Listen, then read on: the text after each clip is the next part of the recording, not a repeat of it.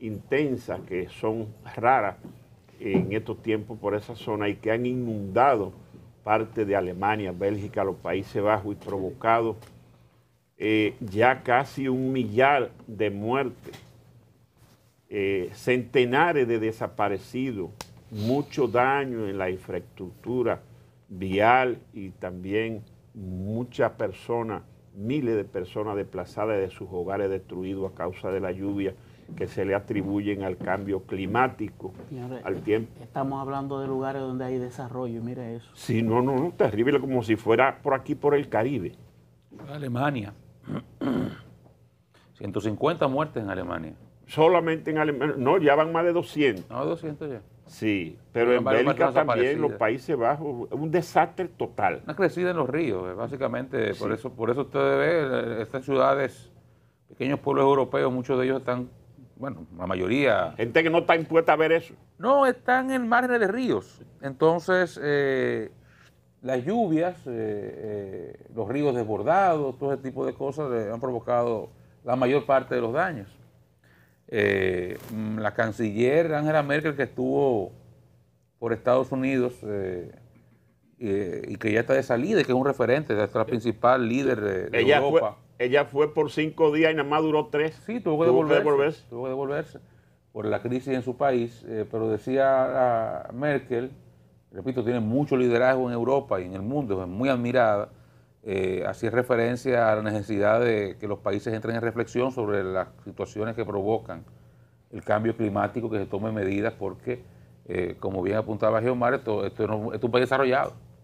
Siempre se habla de la vulnerabilidad ante el cambio climático de los países en vía de desarrollo y los países que se encuentren en algunas zonas particularmente, bueno, repito el término, vulnerables, pero fíjense cómo estamos hablando de Alemania, el país más desarrollado de Europa, y fíjense la situación que vive y que padece. Daño terrible. Como no hay país, o sea, no hay ninguna sociedad ni ningún país, por rico, poderoso, organizado, disciplinado que sea, que no esté expuesto a los embates que trae consigo el cambio climático, y eso llamaba a la reflexión de tomar medidas para evitar o contener lo que está pasando en el mundo con esta situación. Y concientizar a la población del planeta sobre que debe ser más considerado con la agresión a la naturaleza, porque eso es producto de la agresión del hombre a la naturaleza. Así es. Mira, Freddy, Cuba parece que se ha tranquilizado, aparentemente. La policía, bueno, los reportes de ayer es que solo la policía estaba en las calles. Sí. Hubo una manifestación en la que apareció de nuevo Raúl Castro, que estaba en retiro o está en retiro. Hubo una manifestación de apoyo al gobierno encabezada por el presidente Miguel Díaz-Canel, y ahí apareció Raúl Castro. Parece que, bueno, no parece, los cubanos atribuyen de manera directa la responsabilidad de lo que está ocurriendo a los Estados Unidos, que quiere, según sus expresiones, destruir a Cuba.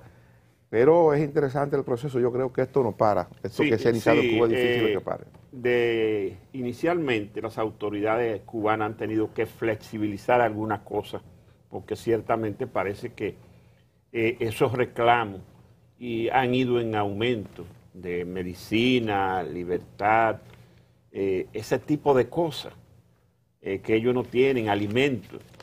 Entonces el gobierno dispuso que todo cubano que regrese al país o viaje puede traer sin pagar impuestos alimentos, medicina y habituallamiento sin costo alguno.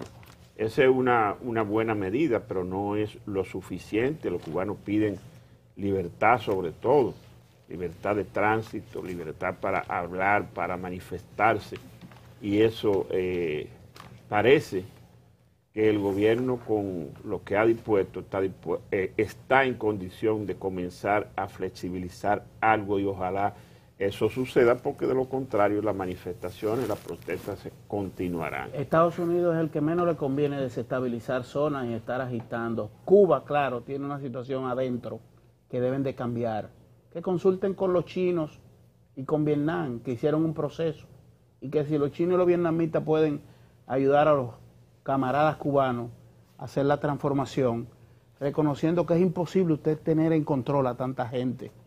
Hay manipulación de informaciones de un lado y de otro, eso es así, Pero la realidad es que en Cuba hay dificultades y tienen que admitirlo. Los hacer el proceso.